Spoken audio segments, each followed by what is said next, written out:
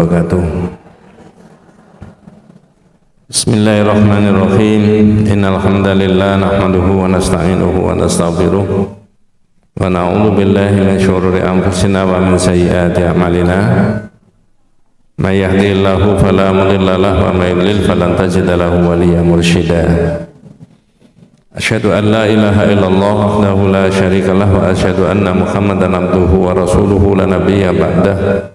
Allahumma sholli ala Muhammad wa ala ali Muhammad kama shallaita ala Ibrahim wa ala ali Ibrahim wa barik ala Muhammad wa ala ali Muhammad kama barakta ala Ibrahim wa ala ali Ibrahim fil alamin innaka Hamidum Majid. Amma ba'du. Ma'asyiral muslimin rahimani wa rahimakumullah, usikum wa nafsi bi taqwallahi faqad faza man ittaqa. Ibu-ibu yang dirahmati Allah Subhanahu wa taala, mudah-mudahan kita semuanya senantiasa diberikan rahmat, hidayah, barakah dari Allah Subhanahu wa taala. Pada pagi hari ini yang dibahas adalah di kitab itu bagian yang ke-9 ya. Bagian yang 9 ini menyangkut tentang Allah Subhanahu wa taala yang kita imani, tapi berkaitan dengan Allah itu sendiri ya. Judulnya diambilkan dari Al-Quran, Ar-Rahmanu 'alal arsy istawa. Allah yang Maha Rahman itu berada di arsy. Sebelum dibahas saya beritahu bahwa pikiran berkaitan dengan Allah yang berada di arsy menurut surat Al-Quran dan surat Toha ini ada pendapat yang bermacam-macam. Paling tidak itu ada dua. Yang satu yang ada di dalam kitab ini, yang itu yang saya yakini benar dan saya ikuti, yang akan saya terangkan. Yang satu adalah penjelasan-penjelasan berkaitan dengan Allah itu tidak menurut makna yang sebenarnya. Dalam bahasa Al-Quran itu ditakwili, dialihkan tidak makna yang sebenarnya. Nanti kita singgung-singgung ya. Di Indonesia sendiri itu diikuti oleh sebagian saudara-saudara kita umat Islam yang merupakan pendapatnya Abu Hasan Al-Asy'ari yang hidup berkisar tahun 930 ya, 930-an Masehi. Jadi kalau misalkan Allah itu berada di arsy, itu bukan zat Allah yang ada di arsy, tapi maknanya Allah itu menguasai arsy itu. Tapi bukan hanya Allah di arsy saja yang ditakwili itu atau dialihkan tidak makna yang sebenarnya. Termasuk penjelasan-penjelasan mengenai misalkan wajah Allah di Quran itu ada. Wa yabqa wajhu rabbika dzul jalali wal ikram. Tangan kanan Allah. Satu sisi pendapatnya yang ada di dalam kitab ini yang saya terangkan dan ini saya menyetujui. Satu sisi kemudian dialihkan tidak makna yang sebenarnya. Apapun yang diikuti oleh masyarakat itu kita tidak boleh saling mengolok-olok, karena yang prinsip kita bukan memahami apakah yang pakai takwil atau yang makna yang sebenarnya, bukan itu. Tetapi yang kita yakini adalah kebenaran Al-Quran itu dan kebenaran tentang adanya Allah Subhanahu wa ta'ala. Nanti dalam pembahasannya kita singgung-singgung. Dari paling tidak ada dua pendapat itu. Yang satu di dalam kitab ini, yang satu adalah ditakwili, tidak makna yang sebenarnya. Karena Allah itu tidak butuh tempat. Nah begitu ya. Kita mulai seperti biasanya. Kitab ini adalah menjelaskan beberapa dalil yang didahulukan. Laqad waradat ayatu wa hadits wa aqwalus salafi tathbutu al-uluwa wahi Ada banyak ayat-ayat Al-Quran dan hadis dan pendapatnya para ulama salaf yang menetapkan tentang Allah itu berada di tempat yang tinggi, ketinggian, ya.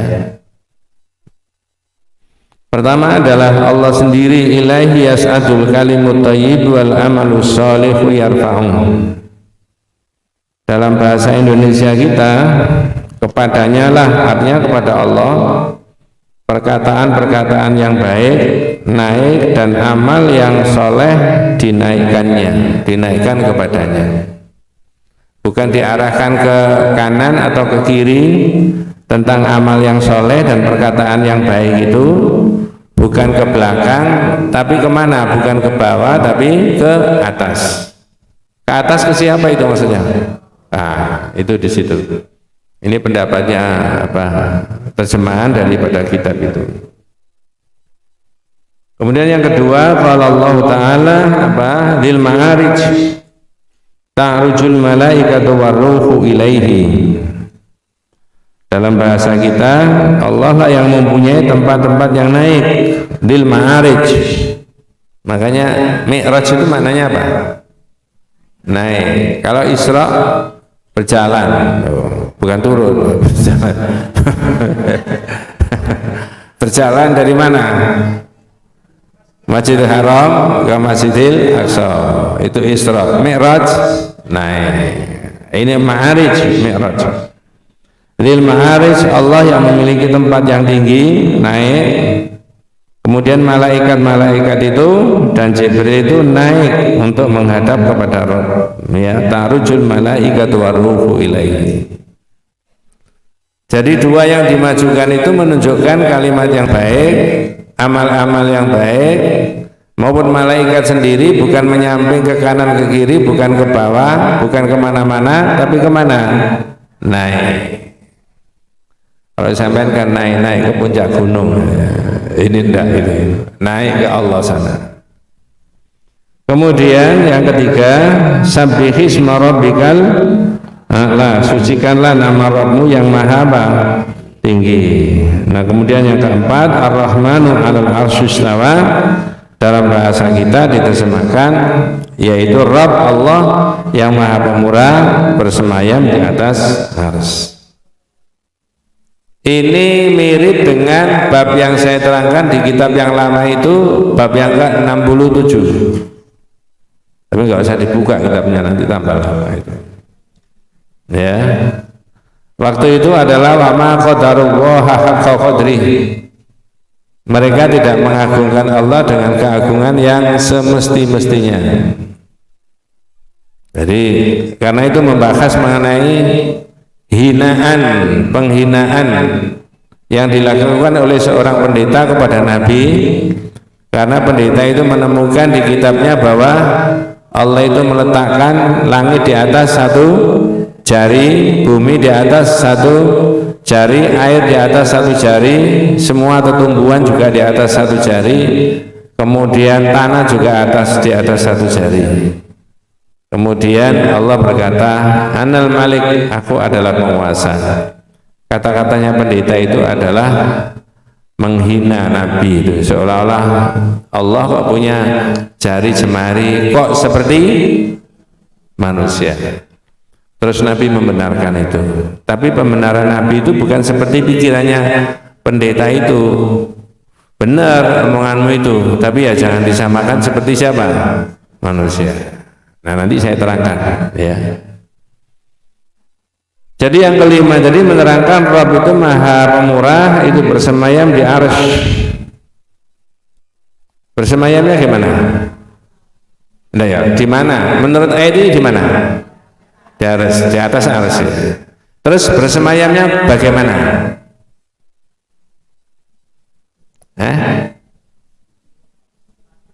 Disitulah ada pendapat tadi yang tidak menyetujui isinya kitab itu bukan bersemayam tapi menguasai. Nah, masa kok bersemayam seperti manusia? Nanti makanya jangan buyar dulu, ya. Kita lanjut dulu, ya. Ini baru dalil-dalil, Bu, ya, baru dalil-dalil. Jadi menggunakan apa Al-Qur'an wal ahadits dan hadis-hadis, wa aqwalus salaf dan dawuhnya para ulama apa salaf yang menerangkan tentang Allah tadi. Karena ini menerangkan tentang Allah ya, bukan tentang Nabi Muhammad, bukan tentang kehidupan kita sehari-hari, tapi menerangkan tentang Allah yang secara zahir jelas tidak diketahui oleh siapa? Manusia gitu. Kemudian yang keenam, Rasulullah SAW berkhutbah. Khataba Rasulullah SAW yaum Arafah fi hajjatil wada. Rasulullah berkhutbah pada hari Arafah, yaitu pada haji apa? Wada. Tanggal berapa ini Bu? Hari Arafah itu tanggal berapa? 9 Dzulhijjah. Kalau Nabi SAW dulu itu tahun keberapa itu?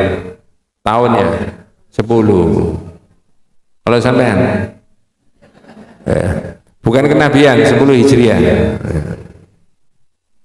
Dan Nabi cuma sekali itu haji.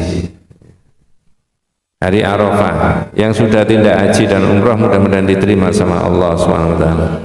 Yang belum mudah-mudahan dimudahkan oleh Allah SWT. Apa kata Rasulullah? Ala hal ballaghtu? Qalu na'am. Ya. Yarfa'u ya asba'ahu ila sama wa yunakibuha ilaihim wa yaqulu Allahumma syahad. Yang kita ambil, ingatlah, bukankah aku telah menyampaikan? Jadi Nabi tanya kepada para sahabat, hal qad ballaghtu, apakah sudah saya sampaikan semuanya risalah ini, agama ini gitu loh. Maksudnya itu di situ ya. Jadi karena itu hari terakhir ya, itu Dzulhijjah ya. Habis Dzulhijjah itu bulan apa itu? Balik mana lah. Dzulhijjah, Muharram, habis Muharram, Safar, Rabiul Awal.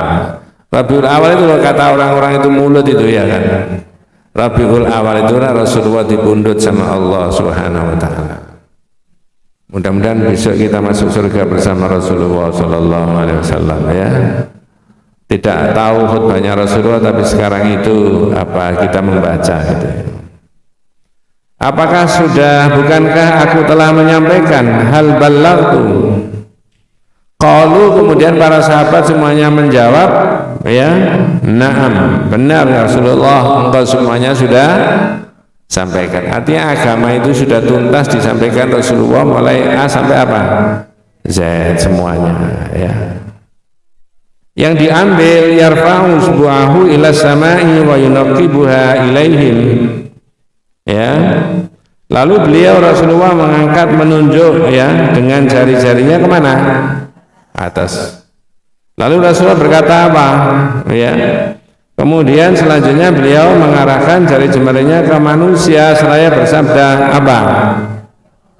Jadi ya Allah, Allahumma syhad. Bukan Allah itu enggak, kan menyamping. Ini jamaahnya di sini. Allah itu enggak begitu, tapi ini gitu. Ngerti maksudnya? Nah. Makanya jenengan kalau Jumatan ya, kalau ikut Jumat, lalu ada imamnya itu berdoa Allahumma firil muslimin, nah itu jangan lapo mau ikut nuding-nuding. Ada sunnahnya Nabi, doa itu begini ya. Ya nggak ngerti lapo nuding-nuding ya. Nabi nudingnya ke nyamping, ke belakang, ke depan, apa ke atas? Dengan melafalkan Allahumma syahad, Allahumma syahad. Jadi Allah itu di sana. Cuman Pak Ustadz katanya Allah itu nggak bertempat. Iya. Tapi kok di atas? Ya, makanya ikuti aja sampai selesai nanti. Jangan tanya dulu. Allahumma syahad. Nah, itu. Kemudian Rasulullah bersabda, Inna Allah kataba kitaban qabla an yakhluqal khalqa. Inna rahmati sabaqat ghadabi. Fahuwa maktubun indahu fawqal arsy. Apa terjemahnya Bu Ulfa? Untuk nomor 7 ya. Bismillah. Sesungguhnya Allah telah menulis suatu kitab tentang takdir sebelum Dia menciptakan makhluk. Ya. Sesungguhnya rahmatku mendahului murkaku. Ia tertulis di sisinya di atas ar-arsy. Ini kelanjutannya dari yang nomor 6 itu di Allahumma syahad innallaha kataba kitaban, itu maksudnya. Nabi menunjuk ke atas. Qabla ay yakhluqal khalqa inna rahmati sabaqat ghadabi fa huwa maktubun indahu fawqal arsy. Pidatonya Rasul. Tapi tangannya nuding ke atas. Tak potong dulu. Jenengan dan saya atau pada umumnya masyarakat itu kalau menghadapi satu problem yang susah, apakah itu kesehatan, naudzubillah min dzalik ya, apakah itu keluarga, apakah itu pekerjaan, ekonomi, apa macam-macam. Wes timbang repot-repot tak serano ae ambek sing ya sing kuasa. Bahasa yang lain apa? Apa jere sing lho. Apa kata yang di atas? Berarti Allah di mana? Tak potong. Ada nggak orang punya pendapat? Oh itu mana? Oh, di mana-mana. Kan begitu kan? Lah kalau begitu, oh tak serana pada yang mana? Di mana-mana. Itu oleh ulama ini diberi keterangan. Andai kata Allah itu berada di mana-mana, seperti pelajaran kita zaman dulu, gitu loh ya. Maka Rasulullah Allahumma syahad itu enggak begini nudingnya, tapi apa? Allahumma syahad. Kok mulai malik Nabi? Allah di mana-mana. Gitu loh ya. Penjelasan begini ini bukan mengolok-olok orang yang berpendapat bahwa Allah itu tidak bertempat, tidak di atas, tapi memberi penjelasan ayat ini menurut pendapatnya para sahabat yang menerima pelajaran dari Nabi. Sedangkan Abu Hasan al-Asy'ari itu baru 950 tahun, 250 tahun setelah Rasulullah wafat, baru ada pemikiran, oh kalau begitu maknanya tidak bersemayam di aras, tapi Allah itu apa? Menguasai aras. Tapi tauhid enggak, ya di aras. Terus gimana? Ikuti nanti, belum sampai itu ya. Jadi kalau begitu pikiran kita tentang Allah berada di mana-mana itu sudah gugur kalau melihat ayat-ayat ini. Halo? Enggak percaya enggak apa-apa kok ya. Iya.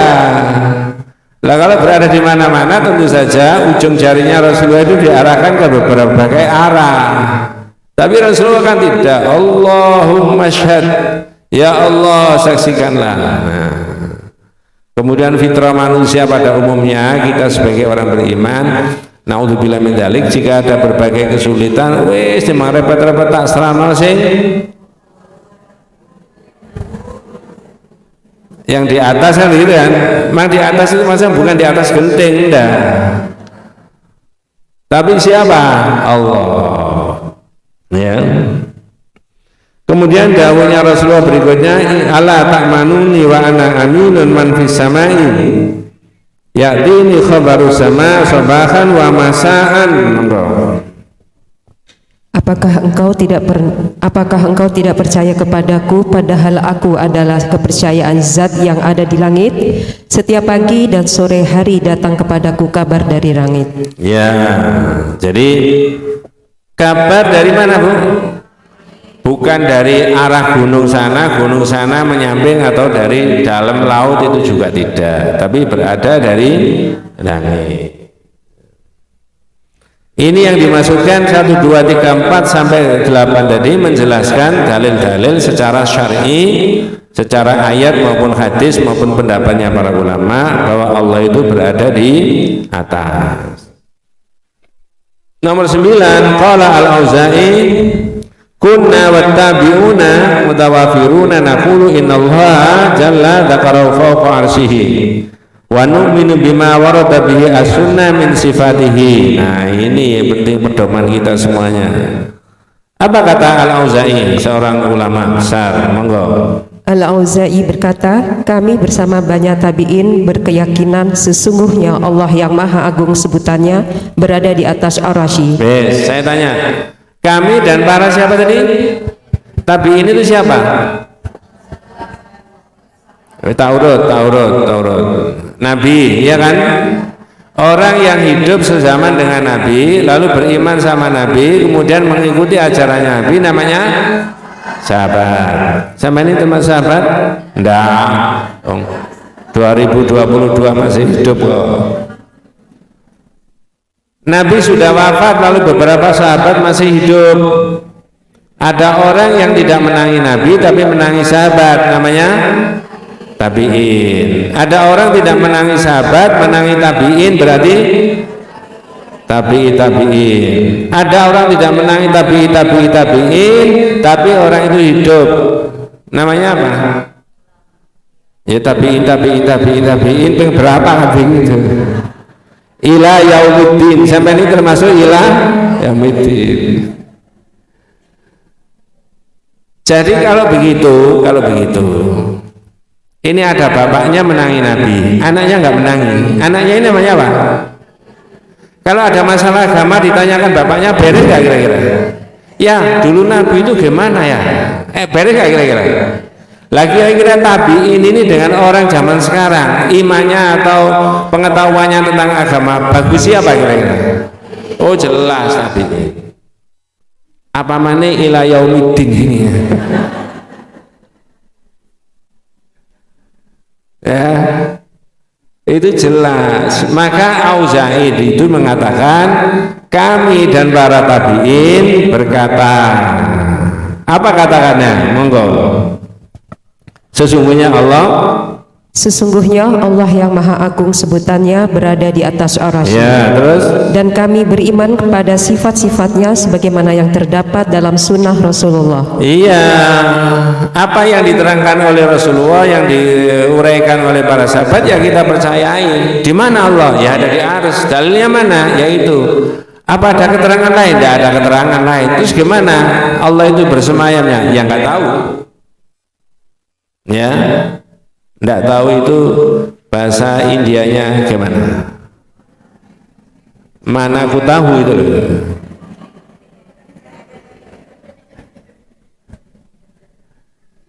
Ya, tidak tahu.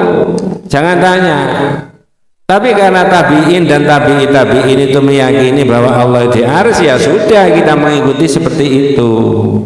Tanpa ada pertanyaan bagaimana caranya berada di arsy.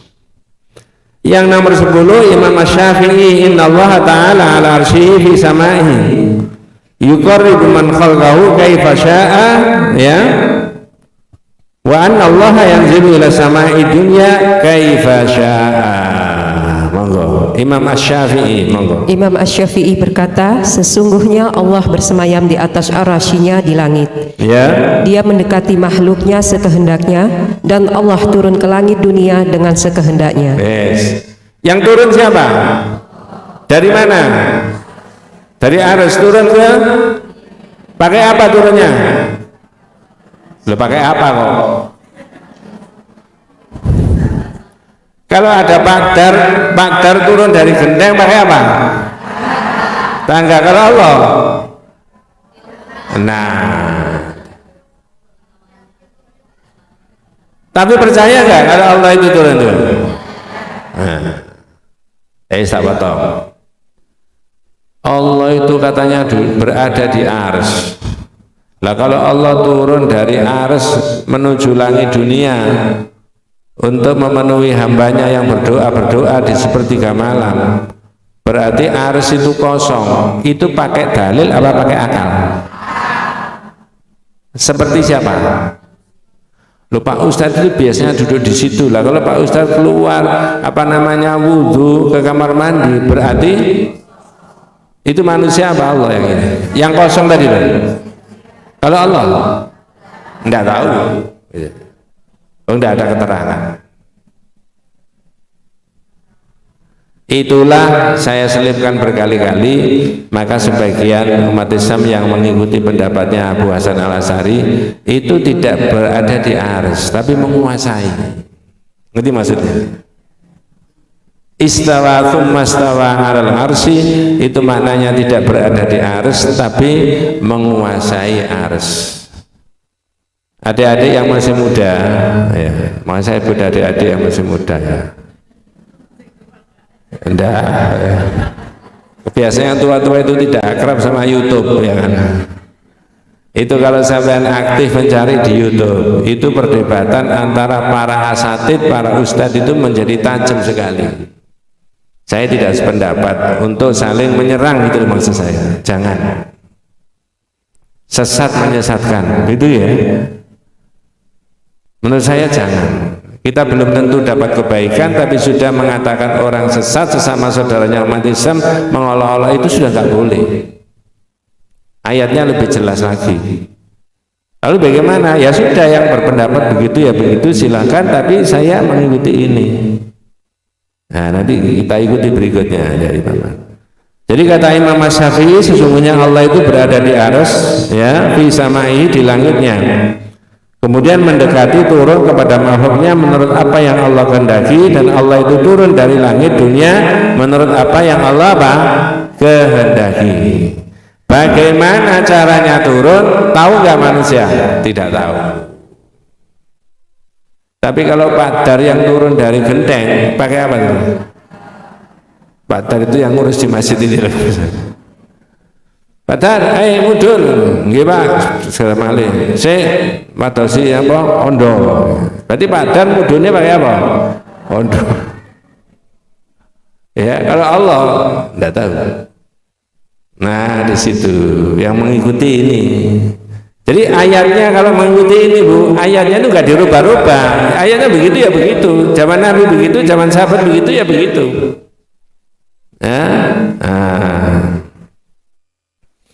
Sekarang yang nomor 11, kalau Abu Hanifah, man qala la a'rifu rabbi bisamai am fil ardi faqad kafara.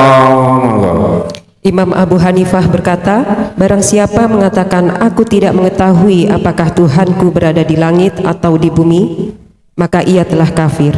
Menurut siapa itu? Imam Abu Hanifah. Mengapa kok kata Imam Abu Hanifah begitu? Karena Allah sendiri memberitakan tentang dirinya, tentang zatnya, Ar-Rahmanu 'alal arsyistawa. Allah berada di arsy. Lu katanya tidak bertempat. Iya.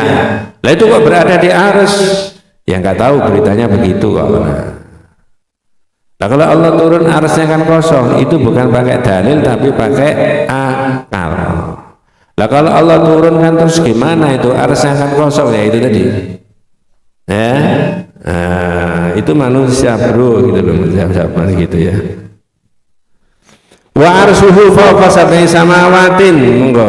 Arsy-nya? Arsy Allah berada di atas 7 langit. Ya. Fa inna qala innahu ala arsy walakin yaqulu la adri arsy sama'an fil ardi faqad qala huwa kafirun. Nah ini monggo.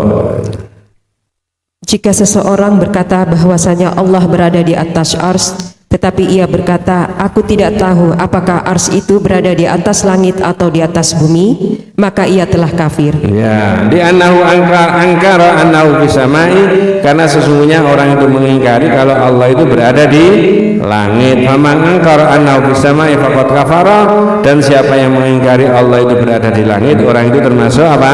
Kafir. Di annallaha a'la 'iliyyin, karena Allah itu faqad kafara, karena orang itu sudah kafir. Li Allah a'la 'iliyyin, karena sesungguhnya Allah itu berada di tempat yang sangat apa? Tinggi. Wa huwa yud'a apa man a'la lam apa min a'la la min asfal, karena Allah itu diminta dari atas bukan dari apa? Bawah. Karena di atas. Pokoknya tentang Allah semuanya mengarah ke atas. Baik itu fitrahnya manusia maupun dalil-dalil yang ada di situ, termasuk pendapatnya Abu Hanifah, kemudian Auza'i, dan kemudian apa? Imam Asy-Syafi'i. Sudah 30 menit. Ada yang ditanyakan? Nggih, monggo. Ada, jangan bilang nggak ada. Bismillahirrahmanirrahim. Tanya Ustaz, apakah akidah Asy'ari ini yang dimaksud adalah memahami secara kontekstual, sedangkan yang di buku ini adalah memahaminya secara tekstual. Apakah demikian? Terima kasih. Iku liyane ngerti tak kontekstual, tekstual barang itu. Tekstual secara. Aku dewe bingung kok. Kontekstual itu memahami ayat-ayat dan hadis menurut konteksnya saat itu atau situasinya bagaimana situasinya. Tapi kalau tekstual ya memahami menurut ininya apa adanya. Ya gitu ya. Tidak sepenuhnya benar. Ada yang meneliti tentang kehidupannya. Ini Imam Abu Hasan Al-Asy'ari itu ya. Imam Abu Hasan Al-Asy'ari ini diasuh oleh bapaknya yang Mu'tazilah, bapak tirinya. Nah ini agak menyimpang, agak jauh kan ya. Nah Mu'tazilah itu pakai akal, Quran ya pakai akal, hadis ya pakai akal, paling dominan pakai akal. Ya, walaupun saya secara detail tidak memahami, tidak mempelajari tentang riwayat hidupnya Abu Hasan Al-Asy'ari. Tetapi garis besarnya Abu Hasan Al-Asy'ari itu adalah diasuh oleh bapaknya yang beraliran apa tadi Mu'tazilah. Itu pakai akal segala, emang nggak nerima Allah di arsy itu nggak mungkin gitu. Ya, tapi kemudian pada akhir-akhirnya Abu Hasan Al-Asy'ari tidak begitu.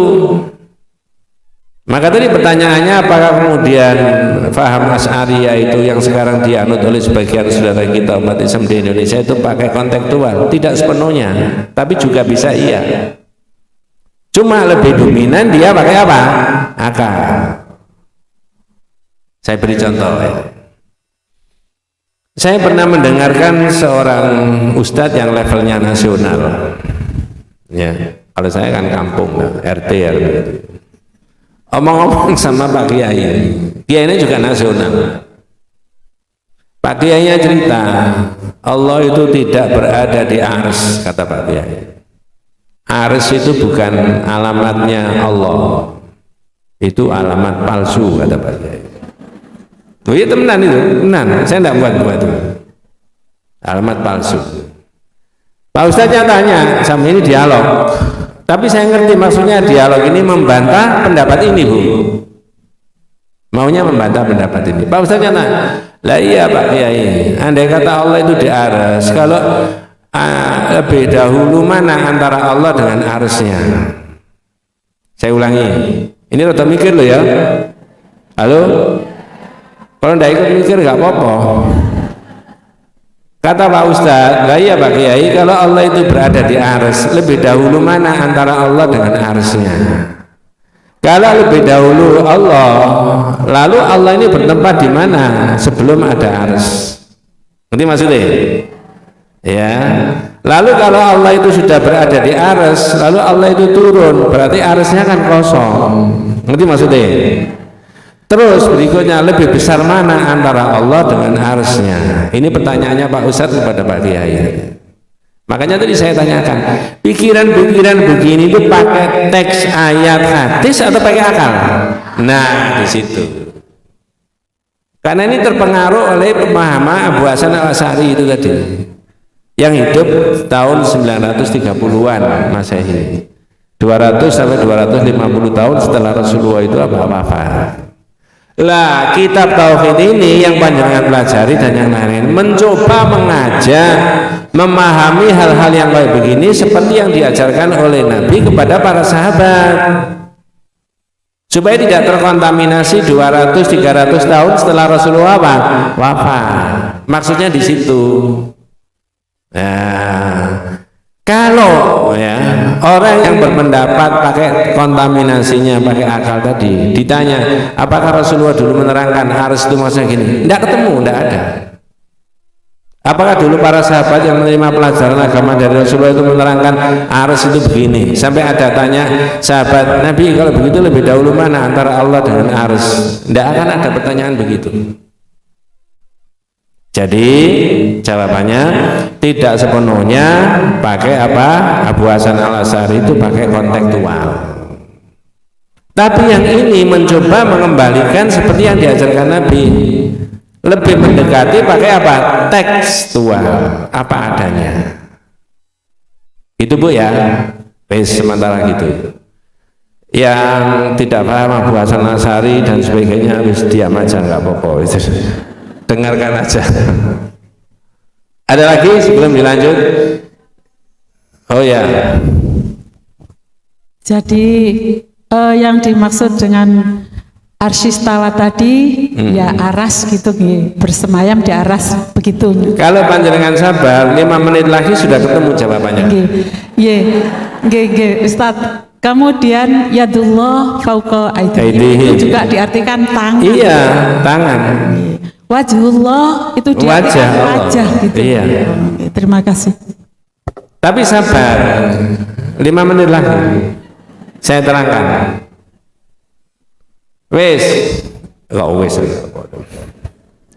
Sekian banyaknya itu Bu dari keterangan saya mulai dari awal tadi. Kemudian pertanyaan tadi, mudah-mudahan Allah memberi barokah pada panjenengan dan kita semuanya. Inilah jawaban jitu yang disampaikan oleh Imam Malik pada nomor 12 pertanyaan panjenengan tadi. Su'ila al-Imam Malik an kaifiyat istiwa'illahi ala arsyihi faqala. Nah ini dulu sudah saya terangkan, itu menerangkan di bab yang ke-67 itu. Apa Bu Ulfa? Monggo, nomor 12. Imam Malik ditanya tentang cara istiwa atau bersemayam ya Allah di atas arsy. Ada muridnya begini, ketika Imam Malik itu memberi penjelasan tentang akidah atau tauhid begini, ada orang tanya muridnya. Ya, ketika Imam Malik ditanya tentang itu, ini jawabannya Imam Malik. Malah ada keterangan yang tanya itu diusir, disuruh keluar. Ukhruj, kamu metua. Kenapa kok disuruh keluar? Yang ikut ngaji ini sudah baik akidahnya. Nanti kamu ketularan. Yang lain lo ketularan, nulari kamu, metu dulu. Nanti tak terangkan sendiri. Itu pikiran salah. Ya. Apa jawabannya Imam Malik? Kalau pakai bahasa kitab, al-istiwa'u ma'lum. Monggo. 1. Istiwa itu telah dipahami pengertiannya. Ya, telah dipahami pengertiannya. Istiwa ya bersemayam. Kalau manusia bisa dilihat duduknya manusia di situ begini. Kalau binatang duduk di tempat ya bisa dipahami, oh begitu. Ini dipegang dulu. Al-istiwa'u ma'lum. Istiwa itu sudah dimengerti. Orang bisa paham. 1. Tapi kita tidak akan bisa memahami jawabannya Imam Malik nomor 1 kalau tidak dirangkai nomor 2, nomor 3, nomor 4. Enggak ada nomornya tapi bisa digarisbawahi sendiri. 1. Al-istiwa maklum yang dibaca tadi, ya. Istiwa itu apa? Bersemayam itu sudah bisa diapakan? Dipahami. Berikutnya, monggo. Sedang cara visualisasinya tidak diketahui. Nah ini wal kaif majhul. Gimana? Bagaimananya itu yang tidak diketahui dan Nabi tidak pernah menerangkan. Maka jangan direkayasa. Ngerti maksud saya? Loh Allah itu duduk iya di arsy, iya. Terus gimana? Enggak tahu. Mudah-mudahan saya tidak salah memahami. Tahun 2005 itu di Mekah itu pas saya di sana di Masjidil Haram ada pengajian. Di sana itu ibu-ibu kalau akrab ya atau mungkin bapak-bapak ya atau adik-adik kita itu di Masjid Nabawi maupun Masjidil Haram itu kan sering ada pengajian. Dan pengajiannya kan berkelompok-kelompok banyak sekali. Ya. Ada juga pengajian yang bahasa Indonesia, yang ngajar orang Indonesia, anak-anak Indonesia yang kuliah di sana S3 itu. Pernah saya ketemu juga di sana. Tapi 2005 itu belum ada yang bahasa Indonesia. Ketika ada syekhnya itu menerangkan model begini, ada yang tanya, ya syekh, tanya sama syekhnya, ma ma'nastum mastawa 'alal arsy, apa maknanya Allah itu bersemayam di arsy? Apa jawabannya Syekh? Kalau pakai bahasa Indonesia begini, saya tidak bisa menirukan bahasa Arab, panjang daripada keliru nantinya. Gini Mas, saya tidak pernah tahu bagaimana caranya Allah itu bersemayam di arsy, makanya saya nggak bisa nerangkan sampean. Ngerti maksudnya? Saya itu tidak pernah tahu, makanya nggak bisa nerangkan. Lah jawabannya Imam Malik tadi, kaif caranya majhul, jadi ketahui, tidak ada yang tahu. Makanya tadi saya katakan, kalau hanya dimulai jawaban yang pertama nggak bisa difahami. Al istiwa maklum, apa maksudnya? Ditambah yang kedua, al kaif caranya gimana? Majhul, tidak diketahui. Coba yang ketiga, monggo. Beriman kepadanya adalah wajib. Nah, tambahannya lebih lengkap lagi. Iman bahwa sebenarnya Allah itu berada di arsy, hukumnya apa? Wajib. Saya tambahin, iman bahwa Allah itu ada wajah, punya wajah, hukumnya apa? Wajib. Terus Allah itu, tangan Allah di atas tangan semuanya, hukumnya apa? Mengapa kok wajib? Ada di Quran. Ini tauhid itu di situ. Loh, wes. Ini saya beri contoh yang agak beda. Pakai akal ini. Kalau ada orang ceramah begini, halo, yes, nggak tahu ya, semangat, semangat apa enggak? Kalau ada orang ceramah begini, kalau Allah itu punya wajah, berarti kan ada brengosnya. Salahnya di mana? Iya. Itu sampean Pak yang punya brengos itu. Terus Allah bagaimana? Majhul, tidak di. Tapi iman bahwa sesungguhnya Allah itu punya wajah, hukumnya apa? Mengapa kau wajib? Ada di Quran. Apa boleh potongan ayat Al-Quran yang lain dipercaya, yang lain tidak? Saya kapan hari sudah menerangkan itu kan. Kata guru saya almarhum dulu di pondok itu ya, wong ada bahasa di dunia saja itu beda, bahasanya sama, tulisannya sama, tapi maknanya beda. Ya, antara sama-sama disebut tangan kanan, tapi yang satu tangan kanan yang digendong gini karena sakit, terus ada anak lagi datang, hari ini tangan kanannya bupati. Beda nggak antara tangan kanan ini sama tangan kanan bupati? Kalau tangan kanan ini, tangan kanan yang ini, yang makna yang sebenarnya. Tangan kanannya bupati. Nah, kata guru, di dunia saja ada sebutan yang sama, tapi hakikatnya, apalagi Allah menyebut tentang zatnya sendiri yang tidak diketahui oleh manusia. Tapi karena ada di Quran, boleh ditolak atau wajib dipercayai? Wajib dipercaya. Nah itu tauhid pikirannya begitu. Cuma kata Ustadz Adi Hidayat ya kemarin atau kapan tadi pagi saya mendengarkan, jangan dipertentangkan karena kita tidak dalam kapasitas disuruh beriman tentang ditakwili apa enggak gitu loh. Tapi disuruh percaya bahwa tentang ayat itu benar. Ngerti maksudnya? Kalau dipertentangkan lalu saling olok-olok, kita belum tentu dapat kebaikan, mengolok-olok sesama saudara umat Islam dapat salah dan dosa. Ngerti maksudnya?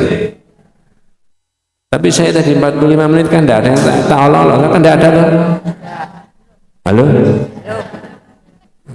Belum? Oh, jangan belum, tidak ada. Kok belum? Ya. Jadi Imam Malik jawabnya begitu, caranya tidak diketahui. Tak potong. Umar bin Khattab itu yang saya pelajari, yang saya pernah baca di tafsir Al-Qurtubi itu, saya cari ayat apa berapa saya agak lupa, tapi saya pernah terangkan di pengajian itu, pengajian tafsir di rumah saya. Ketika Umar bin Khattab itu ngaji, ada orang duduk di sebelahnya. Kemudian setelah selesai ngaji, tanya sama Umar bin Khattab tentang maknanya itu tadi, Allah bersemayam di arsy. Umar ditanya itu nggak diterangkan, tapi muring-muring. Umar ya kan? Ini bukan Umar Bakri. Ya. Ajudannya dipanggil, ajudan sini. Orang ini mau dimarahi sama Umar. Tentang Allah ditanyakan dulu. Marah. Ditanya. Sama ini orang mana? Menjawab orang daerah. Siapa gubernurmu? Wah, diurus sampai Umar.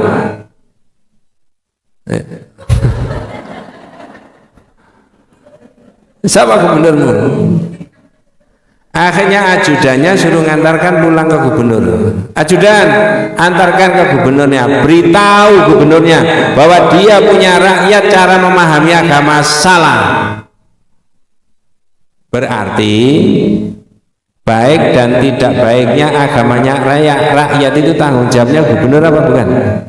Iya, jangan dianggap sepele.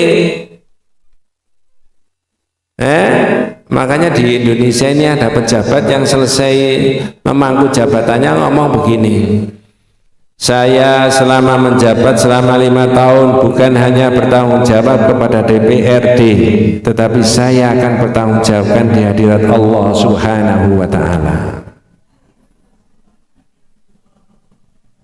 Enggak tahu saya siapa itu. Siapa Bu? Loh enggak, saya enggak, bukan gubernur kok. Yang ngomong saya tadi. Tapi itu temenan itu. Saya akan bukan hanya bertanggung jawab kepada DPRD, tetapi saya bertanggung jawab kehadirat Allah Subhanahu wa Ta'ala pada hari kiamat. Saya bisa adil, bisa jujur membela rakyat atau bukan. Gubernur itu. Siapa? Berarti sampai lebih cerdas dari saya. Lalu Umar tadi mengantarkan orang yang tanya, ajudannya dipanggil suruh menjelaskan ke gubernurnya, beritahu gubernurnya bahwa dia punya rakyat yang salah dalam memahami agama. Jangan enak-enak jadi pejabat itu. Dia punya tanggung jawab untuk melindungi supaya akidahnya rakyatnya itu tidak salah. Karena dia punya kewenangan. Rakyat disuruh bayar apa? Pajak. Bunuh enggak sampai niku ya. Itu Umar marah ditanya begitu. Nah, keterangan saya tentang Umar bin Khattab yang saya ambilkan di dalam tafsir Al-Qurtubi itu menguatkan pendapatnya ini. Orang selevel Umar setelah Rasulullah saja pikirannya begitu. Maka kitab tauhid tidak menyetujui kalau diapakan, ditakwilkan, dialihkan tidak makna yang sebenarnya. Wes. Jawabannya Imam Malik tadi ada berapa, Bu? 4. Saya ulangi, jawabannya Imam Malik ada berapa? 1 apa tadi? Monggo Bu Ulfa diulangi lagi. Istiwa itu telah dipahami. Terus caranya secara cara visualisasi atau tidak diketahui. Terus yang ketiga, beriman kepadanya adalah wajib. Yang terakhir, yang keempat, mempertanyakannya adalah bid'ah. Ya, pertanyaanmu itu bid'ah. Ya, Ustadz Abdul Somad juga menerangkan begini tadi pagi, saya dengarkan di YouTube-nya. Menukil pendapatnya Imam Malik, mengambil pendapatnya Imam Malik. Mengapa kok dianggap as-su'alu bid'atun, pertanyaanmu itu bid'ah? Karena zaman Nabi, zaman sahabat ayat ini sudah ada, tapi tidak seorang pun yang tanya kepada Nabi. Ya sudah. Apa? Wallahu a'lam. Makanya tadi kata Pak Ustadz tadi, Hidayat jangan dipertentangkan. Sampai belum tentu dapat kebaikan, tapi mengolok-olok sesama saudara umat Islam itu dapat apa? Dosa. Tidak boleh, ya. Makanya saya bolak-balik kan menjaga jangan sampai begitu. Berbeda nggak apa-apa, tapi orang berbeda kalau sama-sama sahabatnya, nabinya sama, itu sahabat dan saudara kita, ya kan? Iya. Tapi mohon izin karena saya diberi kesempatan ngajar tauhid, saya terangkan menurut apa yang saya ketahui benar, kan begitu ya. Nah, kalau tidak benar diterangkan gimana? Ustadz itu besok tanggung jawab nggak terhadap apa yang diterangkan? Iya. Begitu sampai ditanya begitu kok banter jawaban itu.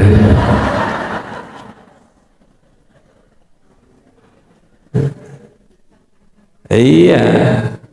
Makanya saya pakai kitab kalau ngaji itu. Bukan ngangin tok alor ngidul mana selesai. Enggak. Ya. 13 la yajuzu tafsir istawa bimana istaula. Ini Bu yang apa namanya? Ditakwili itu tadi, monggo.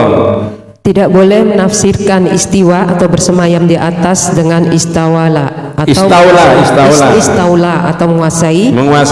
Nah itu yang ditafsir tadi Bu, ditakwili. Ini Abu Hasan Al-Asy'ari itu tadi dan pengikutnya sampai sekarang. Tauhid enggak. Karena nggak ada keterangan dari Nabi begitu, ya. Lah kalau ditakwili ayat-ayat mutasyabihat buahnya, nanti semuanya akan ditakwili semuanya itu. Ayat-ayat yang tidak jelas, dianggap tidak jelas mutasyabihat semuanya ditakwili semuanya nantinya. Tangan Allah maksudnya apa, wajah Allah maksudnya apa, Allah turun maksudnya apa, hadis-hadisnya akan ditakwili semuanya. Kalau ditarik-tarik sama dengan keadaannya manusia, makanya tidak tahu tadi jawabannya, tidak tahu, serahkan aja sama Allah. Nah begitu. Li'adami wurudi dzalika 'anis salafi wa tariqatihim aslam wa a'lam wa ahkam. Nah itu yang penting, monggo. Karena keterangan seperti itu tidak didapatkan dalam riwayat orang-orang salaf. Iya, nggak pernah didapatkan dari Nabi, dari sahabat, dari tabi'in dan al-imam al-mustahid itu.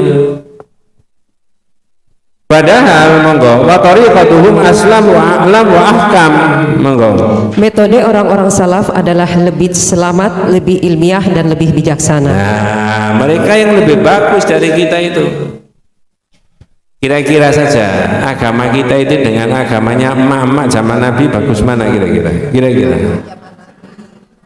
Sebenarnya tanpa ditanya wis ketok misalnya. Lebih bagus zaman siapa? Nabi. Aslam lebih selamat, wa alam dan mereka itu lebih mengerti, wa ahkam. Qala Ibnu Qayyim al-Jauziyah laqad amara Allahu al-yahud ayat. Ini perbandingan. Kalau tadi istawa dimaknani istaula ditambahi dengan wawu ya. Sebagai perbandingan kata Ibnu Qayyim al-Jauziyah laqad amara Allahu yahuda ayyaqulu khittah faqulu khintah. Monggo. Ibnu Qayyim al-Jauziyah berkata, sesungguhnya Allah telah memerintahkan kepada orang-orang Yahudi agar mengatakan ittauhu, bebaskanlah kami dari dosa. Tetapi mereka mengatakan hintoh atau biji gandum dengan niat membelokkan dan menyelewengkan makna. Jadi orang Yahudi itu diperintah supaya istiqomah memegang agamanya hintoh, tapi dirubah menjadi hintoh, panganan gandum. Kok panganan toh yang dibakas ya gitu maksudnya. Gandum ya. Khito sama khinto beda. Istawa sama istaula. Yeah. Ya. Berikutnya tahrifan wa akhbara Allah taala istawa ala arsy faqala al muta'awwilun istaula fandur ma asbahu li apa allati zaduhum bin nun al yahud allati zaduha ya bin nun ya. Ini kalau istawa tadi diganti menjadi istaula ditambahi dengan apa? Wow. Orang Yahudi khita menjadi khinta ditambahi dengan apa? Nun. Nah itu maksudnya begitu ya. Wes yang terakhir wa ma'ama fi qaulihim istaula min takhrifi fa huwa yuhinu anna Allah ta'ala istaula ala arsy ya man yunazi'u lahu. Nah Apa Bu? Yang terakhir, di samping pentakwilan mereka dengan istaula merupakan pembelokan dan penyimpangan. Pentakwilan itu juga memberikan asumsi atau anggapan bahwa Allah menguasai arsy dari orang yang menentang dan ingin merebutnya. Jadi kalau di mana nih istawa tadi istaula, Allah menguasai, seolah-olah sebelumnya kata kitab ini arsy itu dikuasai oleh zat lain lalu direbut sama Allah. Sekarang Allah sudah apa? Menguasai kembali. Gitu loh maksudnya itu, ya. Kalau di mana ya Pak? Istaula, menguasai. Padahal sejak adanya arsy, sejak adanya Allah, ya Allah sudah menguasai semuanya. Ya. Ini tidak, pikiran yang bab ini, bab 9 itu tidak ada di masyarakat, ya. Tetapi ini keyakinan kita berkaitan dengan apa? Hal-hal yang disebutkan Allah di dalam Al-Quran, termasuk Allah berada di mana tadi? Arsy. Dari situlah kemudian kalau mengikuti pendapatnya kitab tauhid ini, kalau ditanya Allah itu di mana, jawabannya arsy, dengan dalil-dalil dan keterangan seperti yang disebutkan itu tadi. Tapi kelihatannya khilaf, perbedaan itu tidak berhenti-berhenti sampai hari kiamat. Tapi dakwah wajib terus, tidak boleh berhenti. Wallahu a'lam. Khusus hari ini kata panitia sampai pada jam 10 saja. Penonton kecewa, nggak masalah kecewa. Nanti kita teruskan ahammiyatut tauhid, ya, urgensinya, pentingnya tauhid. Ya Allah.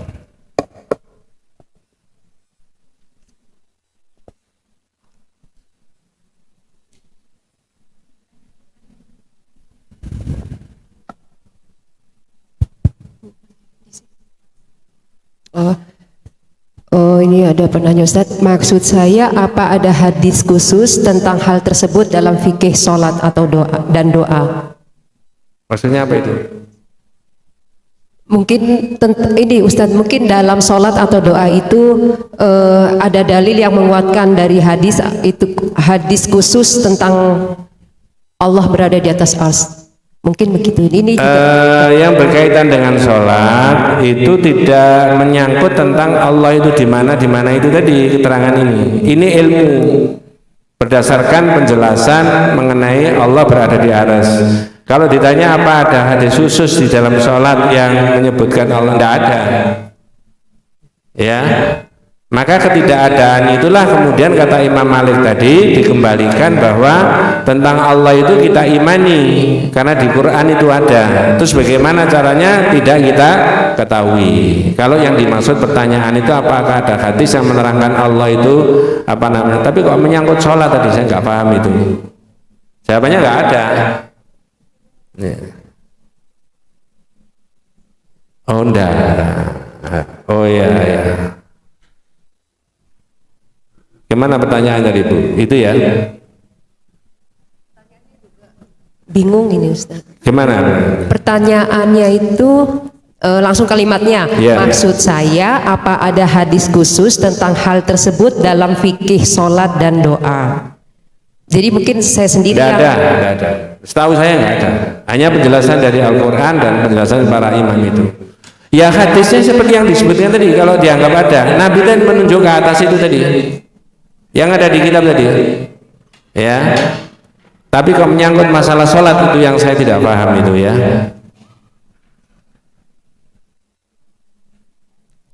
Ada lagi tak Bu? Monggo.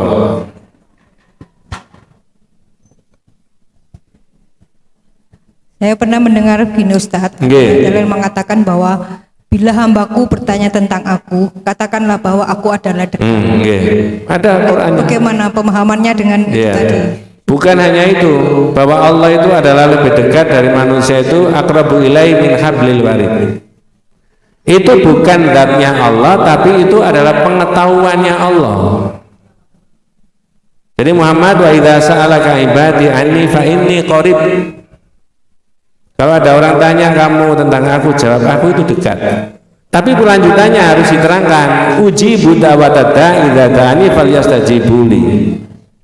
Oleh karena itu aku akan memenuhi permohonan orang itu, berdoa orang itu, asal orang itu mau melaksanakan apa yang aku perintahkan. Itu menunjukkan bahwa Allah itu akan merespon doanya orang, tapi dengan terlebih dahulu orang itu harus terlebih dahulu melakukan yang diperintah. Tapi itu bukan zatnya Allah, tapi apa? Ilmunya Allah. Wallahu a'lam. Memang bisa macam-macam Bu itu, ya. Tapi saya lebih cenderung mengikuti yang disebutkan di pendapatnya Imam Malik tadi itu. Ada 4 pertanyaan, jawaban tadi. Gitu ya Bu ya. Mudah-mudahan kita semuanya senantiasa diberikan rahmat barokah hidayah Allah Subhanahu wa taala. Hadanallahu ayyakum ajmain. Kita tutup dengan doa kafaratul majelis. Subhanakallahumma wa bihamdika asyhadu an la ilaha illa anta astaghfiruka wa atubu ilaik. Assalamualaikum warahmatullahi wabarakatuh.